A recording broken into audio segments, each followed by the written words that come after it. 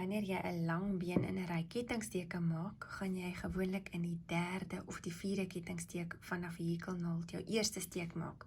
Ons gaan vandag mik vir die vierde kettingsteek.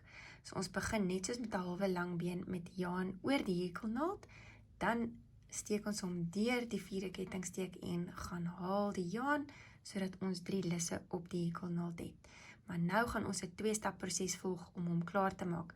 So ons gaan die jaan oor en net deur die eerste 2 lisse trek, daar sy, en weer jaan oor en nou deur al 2 die laaste lisse, en dit is 'n lang been.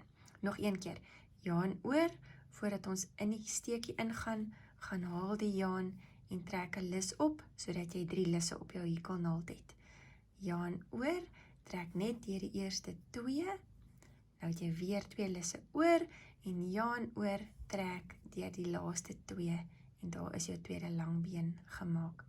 Afrikaanse hekelterme is eintlik so mooi beskrywend, want 'n kort been sê vir jou dat die steekie kort gaan wees, en 'n lang been sê vir jou, hierdie steek het lekker lang bene.